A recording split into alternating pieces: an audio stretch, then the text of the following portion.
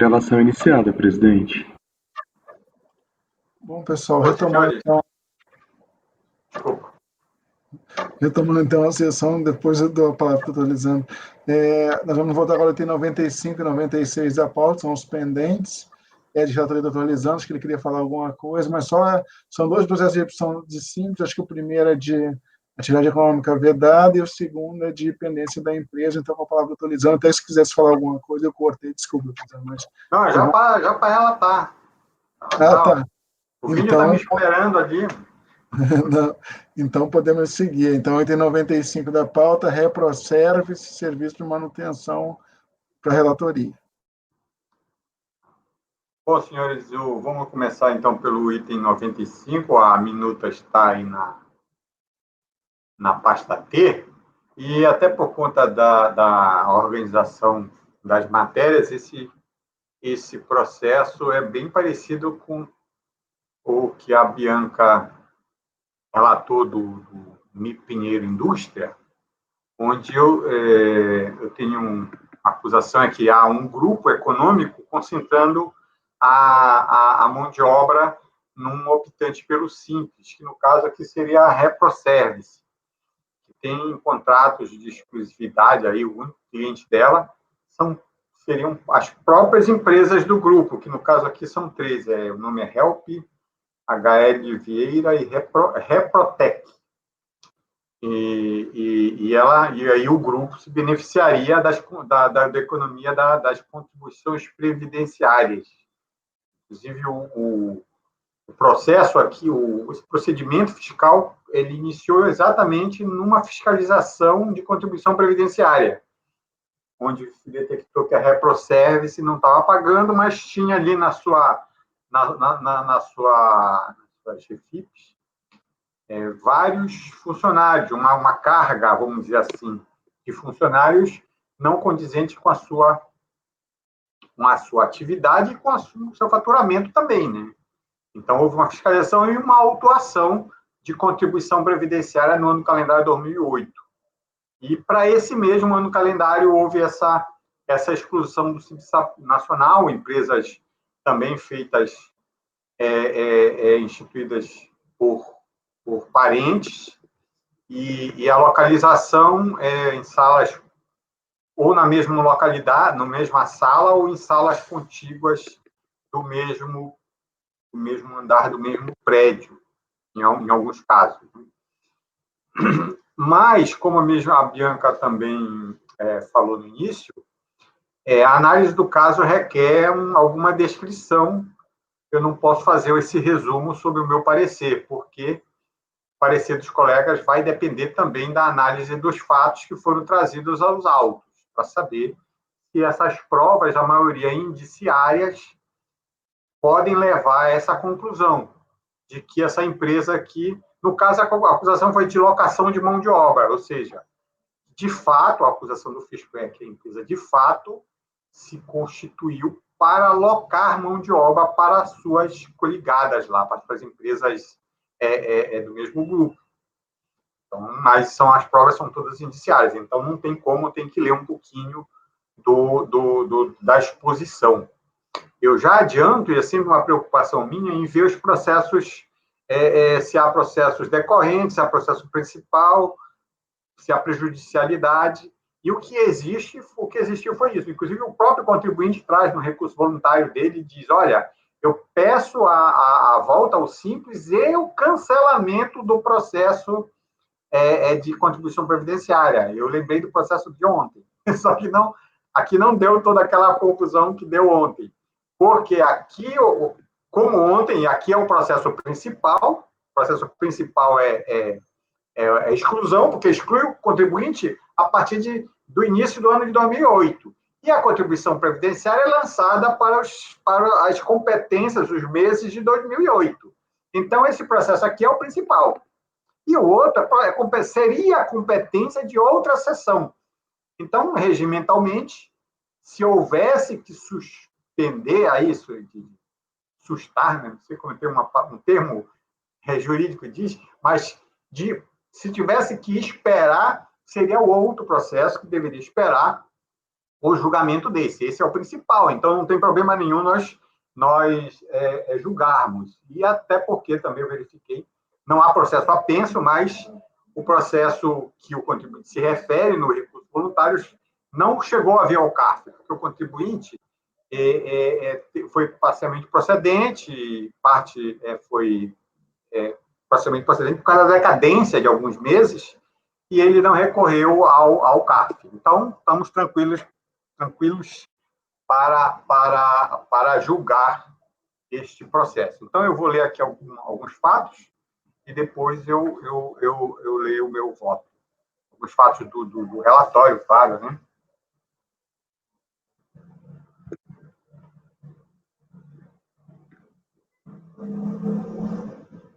Então, trata-se de recurso voluntário contra acordo da RJ, que manteve a exclusão do contribuinte do Simples Nacional a partir de 1º de janeiro de 2008, em virtude do exercício de atividade vedada, no caso, a cessão de mão de obra, conforme termo de exclusão de folha 2. Peço venha para reproduzir o relatório da decisão recorrida. Então, aqui eu vou a decisão. Relatório, a decisão recorrida, fala a mesma coisa, né? Traz uma colagem do próprio ato declaratório, onde está claro aí, ó, que por realizar a cessão ou locação de mão de obra, com efeitos a partir de 1º de fevereiro de 2008. E daí veio a autuação lá da contribuição previdenciária que o contribuinte não teria pago. Bom, a fiscalização apurou no exercício da atividade vedada, em cumprimento ao MPF, cujo objeto ocorrera sobre as contribuições previdenciárias, no caso, né, contribuições para outras entidades no período de 2008 a 2012. No curso da ação fiscal, constatou-se que a receita operacional bruta da atual empresa aqui, da ReproService, está expressa em contas de venda de serviço prestado exclusivamente às empresas Help, HL Vieira e Reprotec. Então, são as únicas tomadoras do serviço da empresa que nós estamos analisando o recurso. A defendente, que é a ReproService, e as empresas tomadoras de serviços estão vinculadas. Verifica-se que os sócios da impugnante, Rosane de Fátima e Vladimir Brandão, já tiveram ou ainda possuem participação societária nas empresas citadas no item anterior. Então, sócios da própria impugnante são sócios também da outra empresa lá. O endereço antigo da ReproService, da impugnante, da recorrente, no caso, é o mesmo prédio onde funciona atualmente a Help. E também fica ao lado das salas onde funciona a HL Vieira.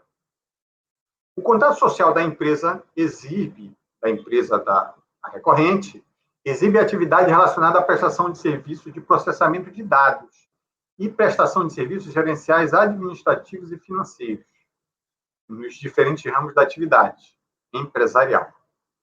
Em 2007, a empresa registrou em ato alterador, ou seja, alterou o seu objeto social, a atividade referente à reparação e manutenção de computadores e equipamentos periféricos, folha 24 e 28. Então, para esse ano de 2008, a atividade dela seria reparação e manutenção de computadores e equipamentos periféricos.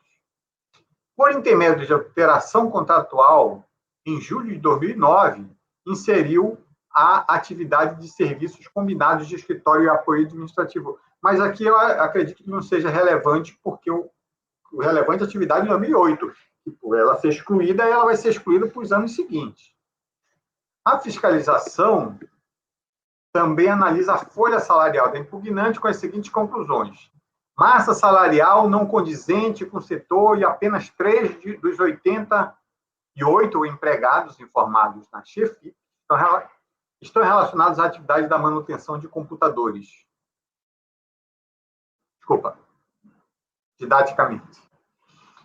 2 motivos estão resumidos aqui, que eu já vou descrever eles em partes. Massa salarial não é condizente com o ramo, ou seja, uma massa salarial muito grande em relação à receita. E outro motivo, apenas 3 funcionários dos 88 registrados estão relacionados lá à manutenção de computadores. Os outros 85 funcionários seriam outras atividades que não as atividades dela. Então, ele vai falar sobre essa relação aqui, isso aqui é uma colação, né? Relação entre a massa salarial e receita bruta da empresa, está acima da média, seria 64% e 74%, segundo a própria Receita Federal. Em algumas competências chega a ser 100%, e tomando-se, letra F aqui, né, eu estou aqui na página 3, na letra F, tomando-se como exemplo a competência janeiro de 2008, que é a principal, que interessa, né? Primeira do período fiscalizado, dos 88 empregados nessa competência, a Reproservice, que é a recorrente, empresa cuja atividade no cadastro é reparação e manutenção de computadores e equipamentos periféricos, conforme CBO, que é a Classificação Brasileira de Ocupações, informada na FGTS, na Chefip, apenas 3 desses empregados têm ocupação ligada à atividade da empresa. Aí ele vai colocar as CBOs de todos os outros funcionários, almoxarifado, recepcionista, limpeza, psicólogo, gerente de administração, gerente de comercialização, estão todos aí discriminados, vigilantes, supervisores de vendas, prestação de serviços. No período de janeiro a abril de 2009, de todos os CBOs informados referentes a atividades empregadas na Chefip, apenas 2 referem às atividades correlatas com a atividade fim da Reproservice, que seria a reparação e manutenção de computadores e equipamentos periféricos, conforme demonstrado na planilha tal. Né? E 3, de acordo com competência, de 2008 a 4 de 2009, e 3 de acordo com a GFIP. Outro fato que se adiciona a esses fatos é que a Reproserve ela tem sede em Santa Maria, no Rio Grande do Sul, mas tem muitos dos empregados registrados em municípios distantes. Aí eu tenho que ler aqui esse item H. Tá? Embora a empresa Reproservice tenha sede em Santa Maria, desde sua abertura até a presente data, e nunca tenha aberto filiais, encontra-se em suas fichas de registro de empregados um grande número de empregados registrados cujo endereço residencial dos mesmos fica em municípios distantes de Santa Maria.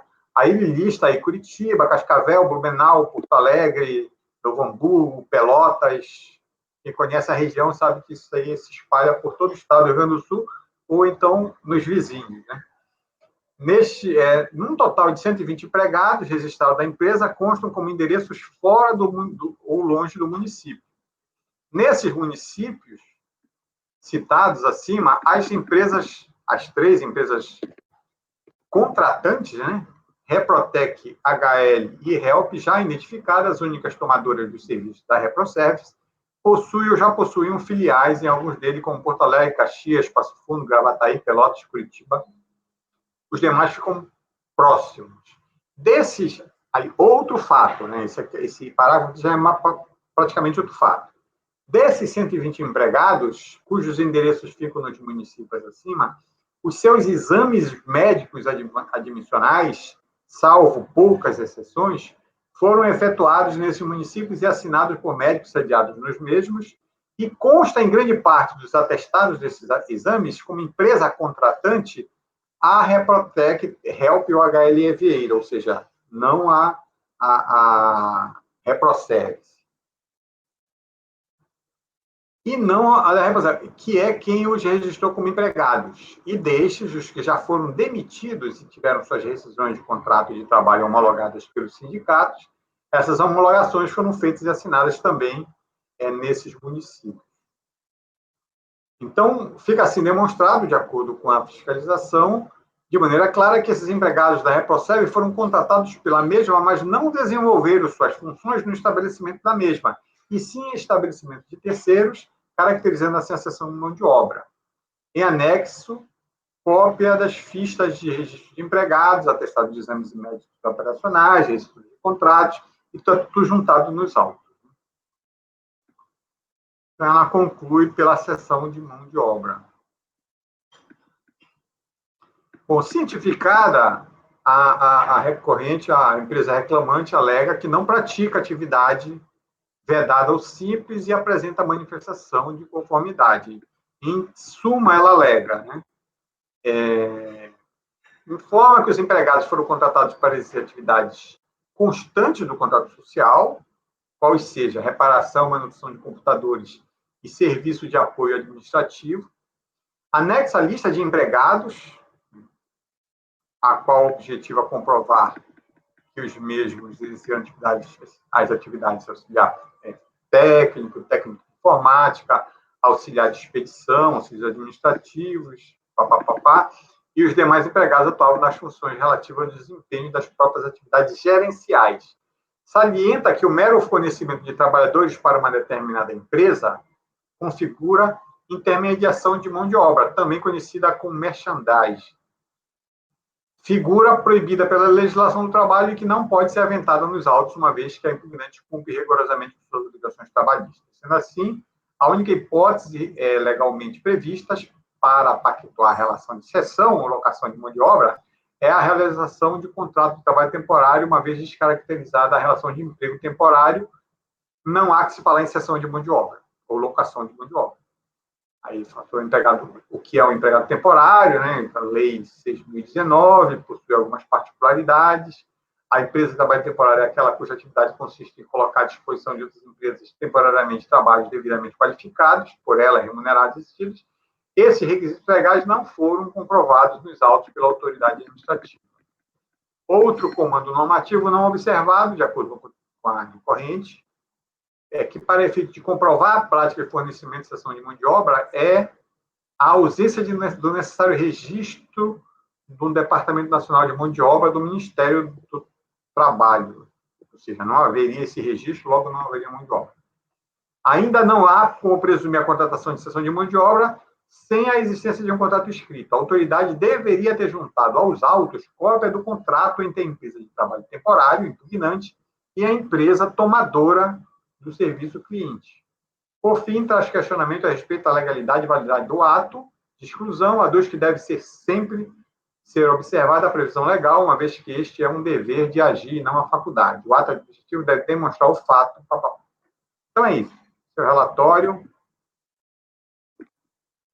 A DRJ indeferiu, por entender que estou claro que o serviço prestado pela contratante impetrante se enquadra no conceito de cessão de mão de obra, e cientificado, o contribuinte apresentou recurso em que repete os argumentos da manifestação que eu já li aí.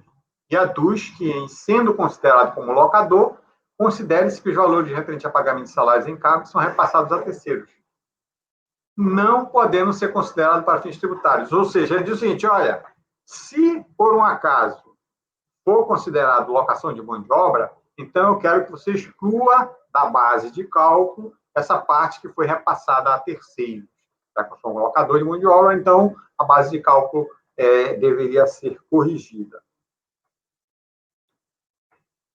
Eu só colei a parte do recurso, onde ele se inova, é um item novo, que é esse, até um recurso especial, aí onde existe essa possibilidade de redução, né, no caso de locação de mão de obra.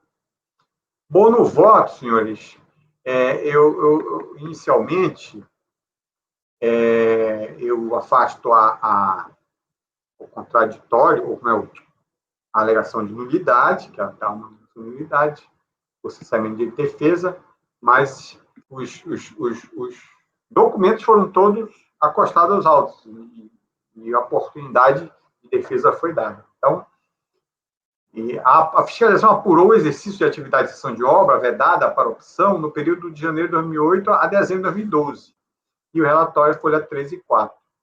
A fiscalização listou as seguintes provas, e eu vou aqui repetir as provas que eu já falei lá, foram descritas no relatório, eu não vou repetir, mas são os únicos clientes, são construído por pessoas da família, as empresas. Há uma coincidência de endereços ou vizinhança, já que são empresas localizadas em salas, né?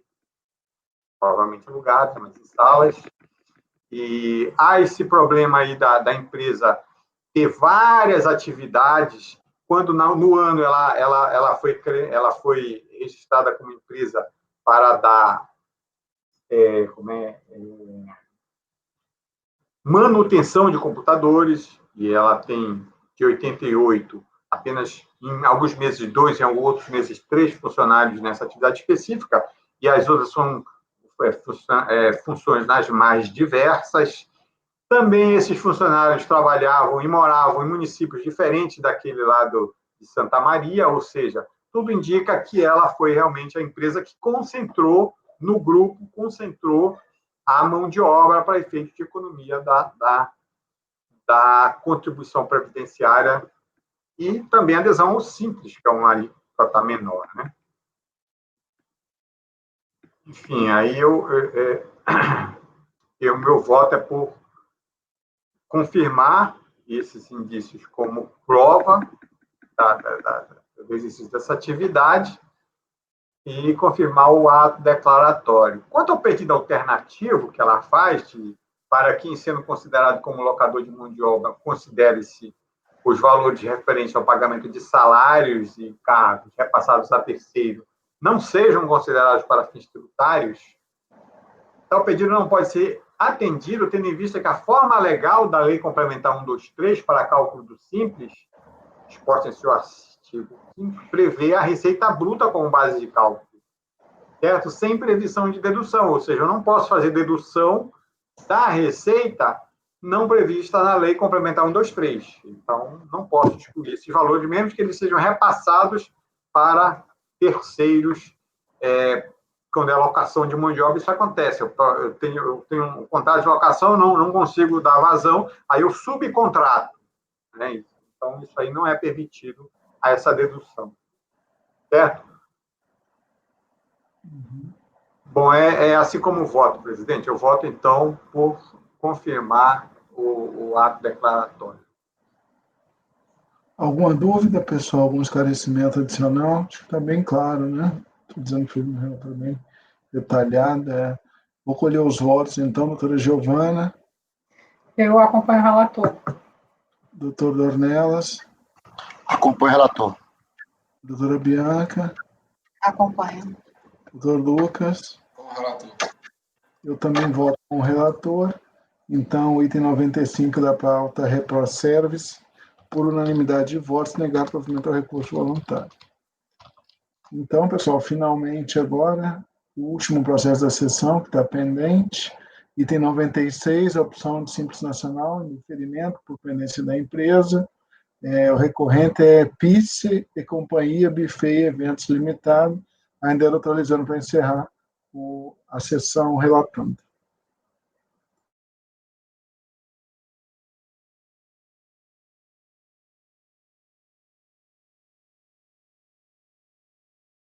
Está no utilizando?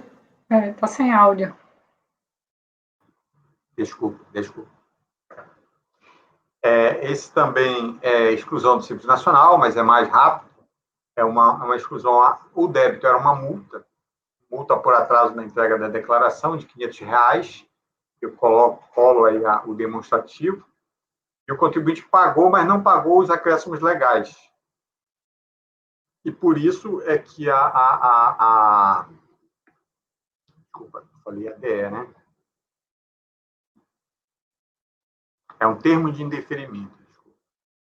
Então, ele pagou, mas pagou sem os acréscimos legais, então o sistema não permite o deferimento, no caso. A DRJ confirmou o indeferimento e ele apresentou um recurso voluntário em que ele diz que continua sendo penalizado por falta de atualização dos dados da Receita, pois, sendo uma multa, não deveria haver correção, já que a mesma, por si só, já traz efeito de aplicabilidade de correção por atraso de multa de entrega. O sonho dele é que a multa não deveria haver a correção e nem a multa de mora, no caso. Bom, no voto, eu confirmo o indeferimento, pois a tentativa em 29/1/2018 de regularização deu-se somente quanto ao seu valor principal, sem os acréscimos legais, juros e multa de mora. A despeito da atualização monetária da multa devida, a respeito, o artigo 2º da Lei 5421 de 68 dispõe que os débitos de qualquer natureza com a Fazenda Nacional serão cobrados na via administrativa judicial com acréscimo de juros moratório, razão de 1% ao mês. Já o artigo 61 da 9.430 prevê que os débitos não pagos nos prazos previstos serão acrescidos de multa de mora. Então, esses são os dois dispositivos legais para a cobrança dos acréscimos, então não há como o CARF afastar o dispositivo da lei. Então, o meu voto é por negar provimento ao recurso. Acho que eu posso escolher os votos direto, né? Bem simples o processo, é uma multa lançada e que ele está dizendo que não caberia o acréscimo moratório sobre essa multa de lançamento. Então, doutora Giovana. Eu acompanho o relator. Doutor Nelas. Com o relator. Doutora Bianca. Acompanho. Doutor Lucas. Com o relator. Eu também acompanho o relator, então, pessoal, encerrando a pauta, item 96, o resultado ficou por unanimidade de votos, negar provimento ao recurso voluntário. Com isso, nós encerramos o julgamento agora de toda a nossa pauta, dessa reunião. Isaías, você pode interromper a gravação, por favor?